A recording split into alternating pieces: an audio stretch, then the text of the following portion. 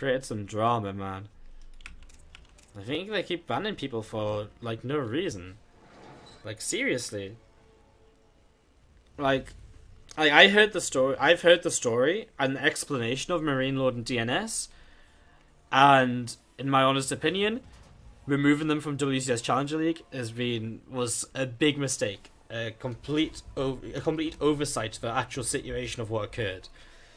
So that is like, wow, they're very serious about this, but I don't know. Maybe there's something we don't know, obviously, but from what I'm hearing, I don't know if this is really very smart.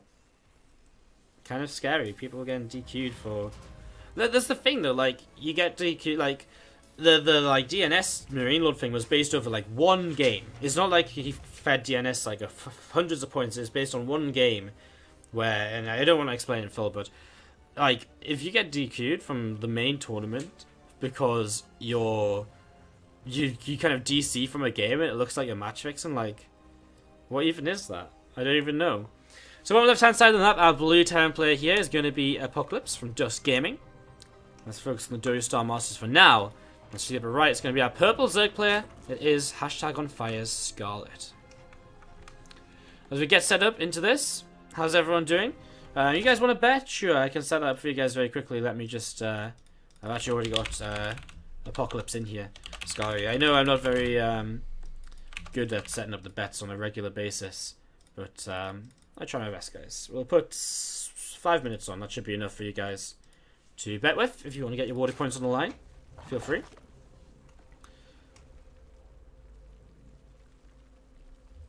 I like metal music and electronic music, which is a weird mix. Actually, to be fair, I think that's actually becoming a very common mix of music to enjoy. A lot of people I know like some heavier stuff and then like some electronic stuff too. I don't know. It's like, I think nowadays a lot of people listen to a lot of different stuff in comparison to back when people only used to listen to like indie music or something, I guess. I don't know. This is just my general opinion on kind of seeing things develop as we get into this. It is TVZ on Dusk Towers for map 1. I believe map 2 is Prior Terraces and map 3 Frozen Temple. And this could be our last best of 3 of the day from the Douyu Star Masters monthly, day 1. Again, the competition continues on Thursday. So instead of a Douyu Star Masters daily on Thursday, it will be the monthly once again. Day 2, and we'll wrap it up and give out over $1,000 of prizes on that day. As we're going to be seeing the River just coming in, putting a grenade down, and we're just going to see some Zerglings being picked away at. So Zerglings getting picked away at and going down here. And this River just coming over and just having a look to see what's up and what's going on at the third base. It's not really match fixing. It's to talk to the chat as we just wait for things to get set up. It's not match fixing. It's just on the ladder qualifiers. Some people left games, and they didn't. And when I say left games, like I'm talking about like 1 or 2 games, and it's resulted in disqualifications. We're yet to see a statement from Marine Lord and DNS. But again, from what I heard, basically Marine Lord was on his barcode and left a game against DNS. DNS didn't know it was Marine Lord. Then DNS found out, felt bad. Next time they met, DNS left because of it. And then the next time they played a normal game and DNS won, and they got disqualified. And so, yeah, it's sort of crazy if that's true. That's just what I heard. But if that's true, to get disqualified for that is stupid, because then it doesn't even have. If they both lost to each other, it had an effect of like 1 or 2 points. You know, it's really stupid. I mean, Major, like, I don't know, like, if he did, but I mean, the thing is, based on that, they got if that first story is true, then maybe we see a situation where Major's been disqualified because he just left one game because he didn't want to play all of a sudden, or maybe he left one game because he was busy or something came up all of a sudden, or he got DC'd. I don't know, like, I don't know. We've got to wait for the official statement, but I'm skeptical because I feel as though people would be. I know pro gamers maybe sometimes do make stupid mistakes, but I think people would be very stupid to know that they're going to take a strong stance on it, and just it's so easily spotted as well, you know. They'd be really stupid if it's going to. I don't know. It's just my belief. I believe in these guys. Anyways, we have seen a bit of a Widowmine drop here. It's picked off an Overlord, not too much else. Queen going to take some damage now as well. Can be transfused up, so it doesn't matter too much. Liberator coming around the top side of the map. The dropship has just backed off, and that's going to come in towards the third base, maybe, while the Liberator is going to be going into the main. So, you're going to see this Liberator coming in, trying to get a bit more damage done, kind of looping around the top. As this Widow Mine is going to go down, so Queen's sniped that down there. Some Zerglings moving onto the map as well from Scarlett. But we're going to pull back. Link Speed about to kick in, plus 1 melee upgrade is about to kick in. As this Liberator picks up, what, 1 kill. Sporkle moves in position, Liberator moves away at the same time. Widow Mine actually goes off on the Overlord again, so not much damage done in the third base either. Just some lost mining time here. Nothing too major as we see both players then heading into third bases. +1/+1 upgrades. And in towards a nice macro game here on Dusk Towers for game 1 of our best of 3. As we set up into this, we'll again be waiting to look to see.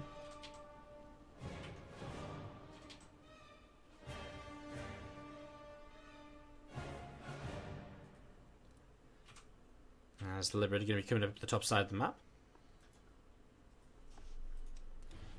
The Marine's just coming in here, and Medevac is going to be able to evacuate those guys once again. Liberator coming in, and again not doing any damage done. At this point, Scarlett defending this very well.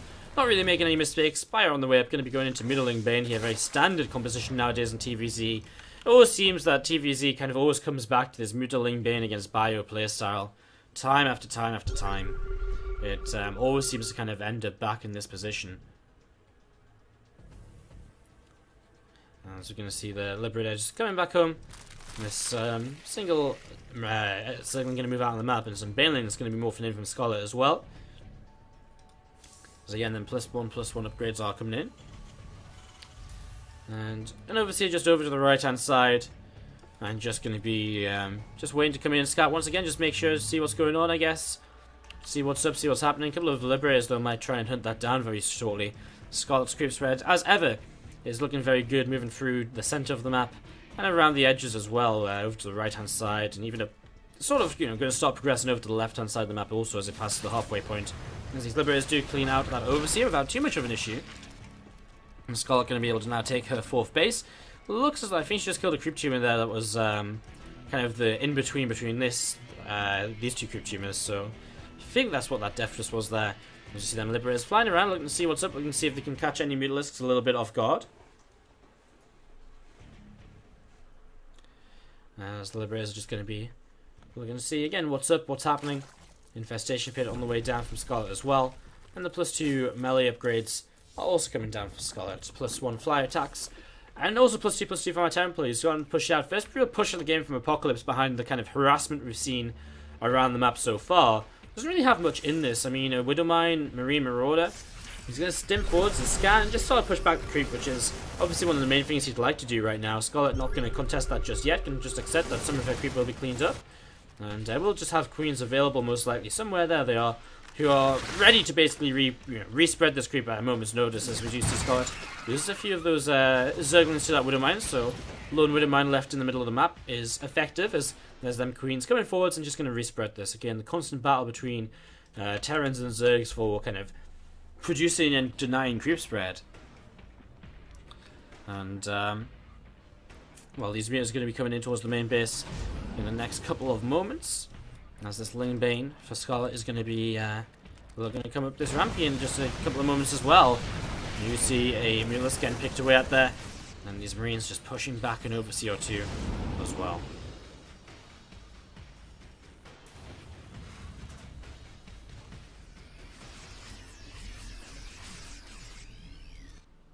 I think it's going to be falling all the way back home. Fourth base on the way up for Scarlett as well. A couple of gases, or fifth base on the way up. A couple of gases being taken. She's got the fourth actually over to the right hand side. I think I messed that up before when I mentioned the fourth base, so apologies for that. I mean, it is actually a weird fourth base to take this one.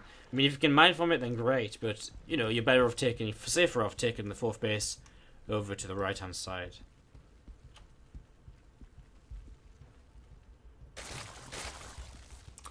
As the Zergling's just going to be again moving around.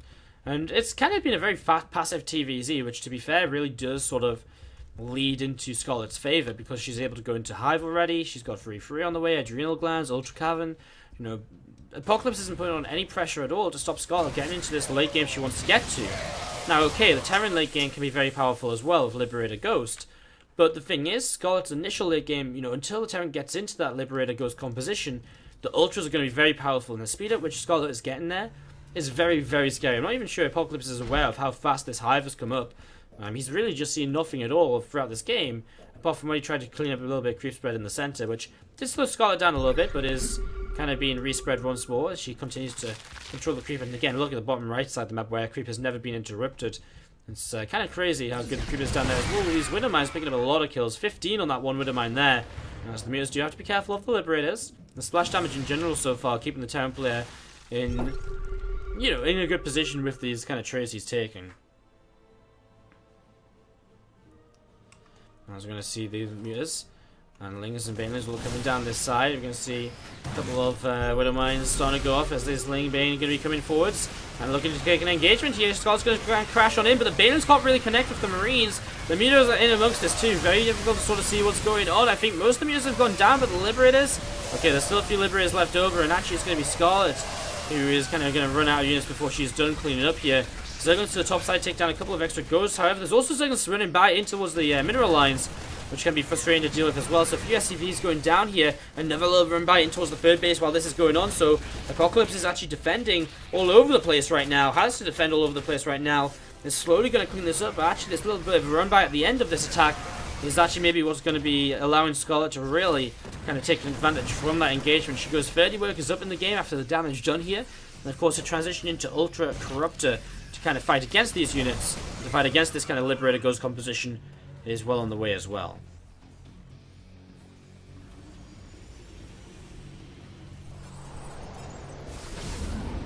Marine's going to lift up and they're going to move over to the right hand side with a medevac and just look to drop a little bit. But I mean, Scott has such great creep spread down to this south side. It's going to be very difficult to drop anything without it being seen by her. She's actually already on her way down in this position and she's actually going to intercept that drop perfectly. So with these 2 meters, she'll find it. Obviously, with just 2 meters, can't really kill off the medevac, but can slow down the drop from moving forward. Actually takes down these rocks so that she can come in for everything now.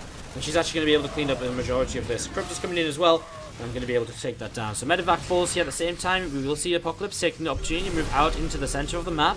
But Scarlett's composition gets better and better. Infestors on the way up. Her Ultras are here now as well. She's looking as though she might want to take a little bit of a fight against this already. I mean, with a few Infestors on the way, you may as well be just waited out, because it's so close to being at this point where you're going to have them fungal growths, which just increase the effectiveness of this army. So, well, I mean, like, by, such a huge amount, really. It really kind of denies so much of the micro potential from the Terran player if you can land those fungals well. And it also cancels the snipes on the ghosts. I mean, multiple uses for the fungal growths. It does damage, cancels snipes, forces the Terran to split and pull away, or locks the Terran down in position, and allows your Ultras to do more damage and the Banelings to do more damage as well. As we're going to see these units starting to come in here, these snipes starting to come down. Needs a fungal on them, ghosts does cancel a few of the snipes. Banelings crashing forwards as well. A couple more fungals would not be missed. As it looks as though the Ultras are just going to be enough to continue pushing through here. And it looks as though Scarlett is going to be able to take down a good amount of this bio. I mean, at the end of this, she's going to get cleaned up, but the reinforcements are already on the way in the production tab. You can see 5 Ultras on the way, 3 more Infestors. These Corruptors are still fighting against these... there's actually 1 Ultra still alive there, as the Corruptors are just chasing down another couple of medevacs here and there. And there's actually, once again, Zerglings all over the place. Every single time she takes an engagement, she splits some Zerglings away into the mineral lines. And as she splits away into the mineral lines, well, all of these Zerglings, it just does extra damage, which Apocalypse is going to struggle to deal with while he's continuing to try and split and micro his army. Wow, I really actually love that little move, like, continue to just run Zerglings by while the engagement's going on. Really beautiful by Scarlett, as we can see the Greater Spire coming up for her now.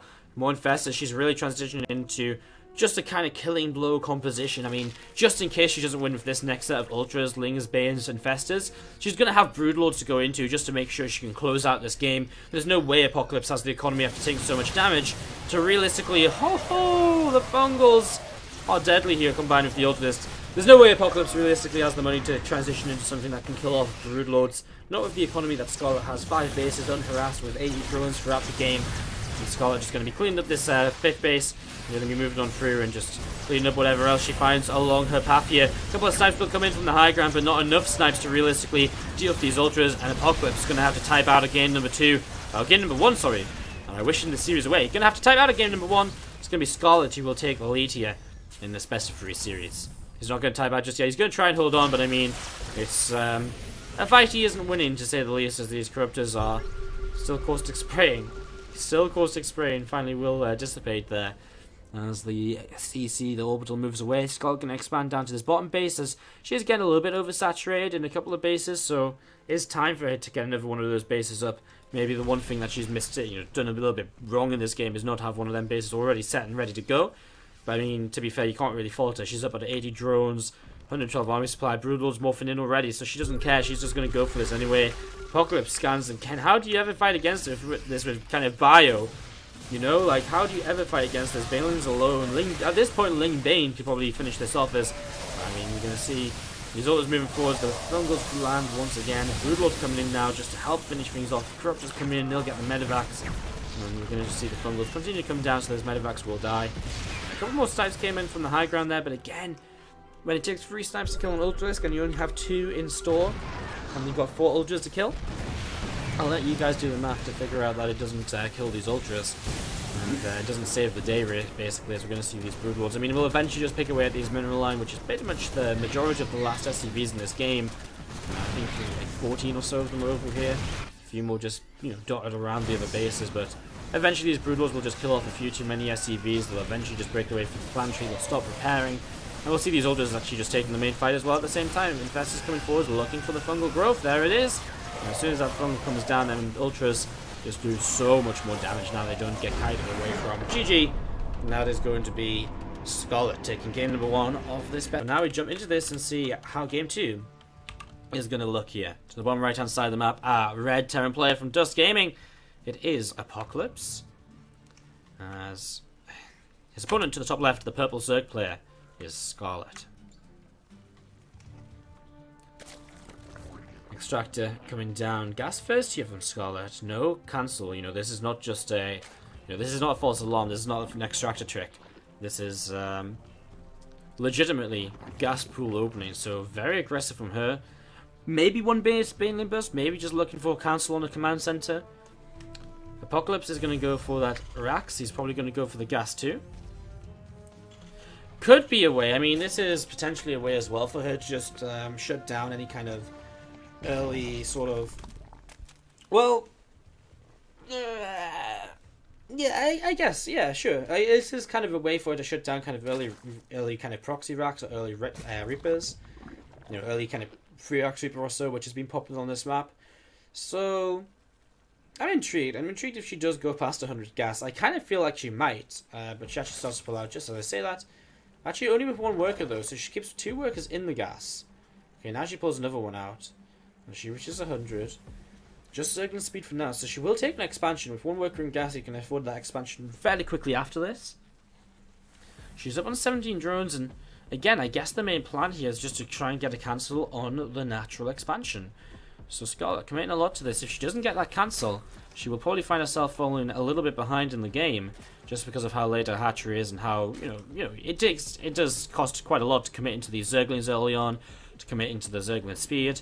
See how many Zerglings she's going to make. She's going to have a queen inject, and then when that inject pops, she'll be able to make a whole bunch of lings. We'll see how many she does make here in a few moments' time. Reaper, we're going to start moving across the map here in just a moment or two. Zergling's currently moving down the right-hand side, so looking to kind of counterattack and delay this CC. And that's probably the important part of this. If you delay the CC, then immediately you first of all pull the Reaper back, so the Reaper doesn't see how many more Zerglings are coming out. And you just sort of go from there. Bunker on the way up, well, that's going to be delayed as well. And as these Zerglings, they don't know what they want to do. They're actually going to go straight after the Marine. Reactor and Factory on the way up. Might have to cancel that Reactor. As Marine's kind of kiting away from one single Zergling. Is the Zergling going to do it? He does. Zergling wins on the low ground. Reaper on the way back home, but again, this is delaying the command center. And that means these Zerglings, which are starting to push across the map from Scarlett, have a lot of potential to get damage done here. Scarlett with another 100 gas in the bank, with the potential now to go into perhaps... well, a lot of potential to go into a few different things. As the grenade actually blows this SCV up, the Zerglings move away. And again, there's a lot of lings to try and work away in this command center. Will she get it, though? I mean, it's a lot of lings AFK, though, and that's not good. She needs to get these across the map ASAP if she really wants to cancel this, because Hellions are on the way. And we're going to see a Reaper, going to get very close to being surrounded, but not quite. Man, this CC being delayed but not dead just yet, and of course Apocalypse. I mean, Scarlett did commit to make this happen, so you're gonna see her coming up now. And actually, this time I think that Reaper is potentially dead. Still a few Zerglings on that CC, and it looks as though it will be cancelled. And having delayed the cancel for so long means that now Apocalypse hasn't rebuilt that, hasn't had the money to rebuild it. And we're gonna see these things just sitting on the low ground now. Scarlett going into a very fast lair to follow this up. 5 more drones on the way. I'm probably just going to go into a very fast Spire behind this. One of the things that Terran players really struggle to deal with once they're already behind in the game is the Mutalisks. Because if you're behind, you don't deal with the Mutalisks initially when they first come in. The snowballing begins and it goes on and on and on. I was going to see a single Hellion just moving out here, looking to try and attack against these few Zerglings. Zerglings just splitting up, ready to surround if these units, if this Hellion does go down there. We do see a Viking on the way up, going to be looking for some Overlord kills. That CC just halfway built here in the main base. Link's just going to back away then. There's that Spire coming down from Scarlett as well. So going into the Spire, going to be looking to heading towards the Mutalisks very, very shortly. And it's getting the gases set up on the natural as well to be able to really afford as many Mutas as possible here early on. And we're going to see a Liberator follow-up from Apocalypse. And to be fair, against a small number of Mutalisks, Liberator and a Viking, you get a lot of damage done rather easily. As we are going to see Spine Crawler coming up at the front of this natural. We're going to see the CC going to finish in the main base very soon as well. As Viking just going to be working away against the against this Overlord. So Overlord going to be going down in just a few moments' time. Overlord falls. Apocalypse just going to be continuing to move around the map then with this Viking, looking to see what's up, looking to see what is going on. Hellions joining up here with these Marines, going to be joining and moving out as well, as we see finally Apocalypse able to get his natural expansion into position. But man, it's going to be quite a while to until he really starts mining from that still, or producing SCVs from it even. I mean, we're talking about he's still got to morph it into an orbital. He had to float it from over here as well. There's no space to build it any closer. That is really, really painful for Apocalypse. A really kind of just an unfortunate way this game's played out, as you see this Viking just moving around. Scarlett with 5 meters on the way, with a Bane Nest as well to help her out when she goes into the later stages of this. Apocalypse yet to really see that there's no third base, doesn't know about the... Well, he actually has scans, so he sees the Muta follow-up. So should be fairly well prepared against the Mutas, but will still be pinned back in his base and stop from moving out, because there's always openings with these Mutas. Unless you kind of spend way too much money on, mass turret, there's always going to be an opening these Mutas can find and look to abuse. We see the Mutas going to be coming down towards the bottom right-hand side. And they'll be coming in here shortly, and you see one Zergling just patrolling backwards and forwards, as the Muta's going to be, again, just looking to come in and see what's up as the Liberators come forwards, and they're going to push those Mutalisks back. Queens continue to spread their creep out onto the map as well. At Bane Nest, halfway done with centrifugal hooks, as Scarlett double expanding to the 3rd and 4th at the same time. And again, the Mutas so far not really doing a lot of damage, being pushed away for the most part. It just gives her some good map control. It keeps the Terran player pinned back while she spreads her creep out into the middle. And just keeps on kind of pushing through. This creep spread continues to spread. Continues to spread, and again, very soon I'm sure that creep spread will be kind of in crazy amounts around the map, as we see. Hellion's just kind of scouting, sees both these bases just being set up, which is somewhat good news for Apocalypse. It means he's not too far behind with the delayed CC. But, well, again, at the same time, on top of this as well, it's still a little bit tough. We see Hellion going down, the Muta count continue to rise. Stim and combat shields just now starting +1 as well. And Scarlett, well, she is missing her own +1/+1 upgrades. But that's something I'm sure, well, there we go, they start now in the production tab. So she's getting into those as the creep continues pushing in again. Apocalypse is definitely a little bit behind here from the opening, definitely kind of trying to fight back from a bit of a deficit. And Scarlett adds on a whole bunch of drones. She's going to be going up to like 65 workers against 45 here for a little while. Really getting into a really nice setup here. And as we do see these Liberators just moving out a little bit and just looking to see what's up, look to see what's going on. Muta's thinking of flying over to the right hand side for a few more moments as well. Neither player really wanted to commit to anything just yet, really, it seems. Just both of them, I mean, the thing is, Scarlett doesn't need to take a main fight while her opponent's sat on 2 bases. And the thing is, Apocalypse doesn't really want to overextend, because that's when Scarlett can take a fight and can maybe just swarm in and win the game. All the Mutas start harassing, even there's more ground to cover against the Mutalisks. It's gonna be difficult, even if these Liberators up, if these Mutas split and fight, well, they could get some good damage done. As we do see them just continue to mass up in numbers, +1/+1, and finishing shortly for Scarlett. As the Stim Combat Shields is coming in as well, so that will help out Apocalypse a lot in defending here. As I wonder if he goes aggressive and tries to clean up some of this creep, which is now coming up towards that halfway point of the map. Again, it doesn't look super impressive considering the game time, but when you consider the fact that he started off very aggressively, and we've had a third base, then that creep is actually looking kind of crazy. So you've got to keep into consideration how this game opened. And that's maybe why we're not seeing kind of the super crazy creep spread as usual, but it is still pretty impressive based on the scenario. +1 armor starts for our Terran player. Only one engineer base, almost as though he's kind of building playing a 2-base sort of opening, where you only go for one upgrade at a time, rather than the double upgrades. As we see Scarlett morphing in a lot of Banes in the middle of the map, and Apocalypse is about to see it as he scans, and he's going to be afraid. He backs away immediately after seeing that. He's like, okay, yep, I'll just fall back to my bunkers and just hope I can hold on, basically. And Scarlett has a whole bunch more lings on the way up. All of this off of 63 drones. She actually has some drop-in overloads as well, so she's going to go, drop into the main base while she gets ready to run into the third from the left-hand side of the map. As you see, Apocalypse still just kind of sat down in this bottom right-hand corner. Has been scanning to kind of spot these bases, sent them a couple of Hellions out, and just been kind of poking here and there, but hasn't really been able to do much at all. I mean, he scanned and cleaned out a bit of creep in the middle. That is about it. As we see these overloads, well, here we go. They're going to start dropping this main base. And as they drop in this main base, I mean, Apocalypse, where's the answer as well? Oh, well, that's not meant to happen. Okay, well, that's not the most effective of drops. The Scarlett drops them off in the wrong location. Gonna have to fix this at the same time, though. She's running on in. Banelings are connecting. She's cleaning out a lot over here. We're going to see these Banelings actually hitting with this SCV line too. And Scarlett takes a very good fight at the front, and is actually going to clean up a lot of this. Now these Zerglings are going to start getting into play.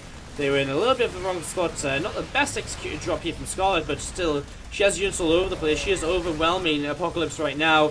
And it looks as though Scarlett might be able to just take this one. As she comes in with the Mutas, that third base is going to be in a lot of trouble. Liberators will turn to deal with this, as the SCVs in the middle line of the natural now under fire. Them Zerglings doing a lot of damage. Can maybe be evacuated into medevacs, but man, I mean, Corruptors are on the way up to start dealing with the Liberators. Infestation Pit on the way down. +2 upgrades are rolling on in. And Scarlett comes out of all of this with a 60 supply lead, a 30 worker advantage, and again we look at Apocalypse in a position now which is going to be very difficult for him to recover from. How do you recover from this sort of position? I don't really know. It is a tough one, as you see a whole bunch of Banes morphing in back towards this side of the map. These Liberators are going to be moving out and looking to see what they can get up to as well. They're going to be finding themselves a few Corruptors here which start to turn and fight against these. Queen coming in as well. These Corruptors coming on in. And we're going to see them continue to fight again. The Liberators not in high enough numbers. We see the third base under fire once again. As we also see, I thought we were going to see more drops, but not just yet apparently. Scarlett might just go for kind of one straight up engagement now and just try to end this right here. Again, the Corruptors are going to be chasing down the Liberators. The Mutas will try and fight from a different angle where they're not under Liberator fire. As we do see her just swarming on in, 100 supply up, as Apocalypse has no real option any longer other than to type out of game number 2 and to allow Scarlett to move into the top 8 here of the Douyu Star Masters monthly number 1. As we see her flying in, just going to clean out the last Liberator. GG. Scarlett takes it, and it does take the 2-0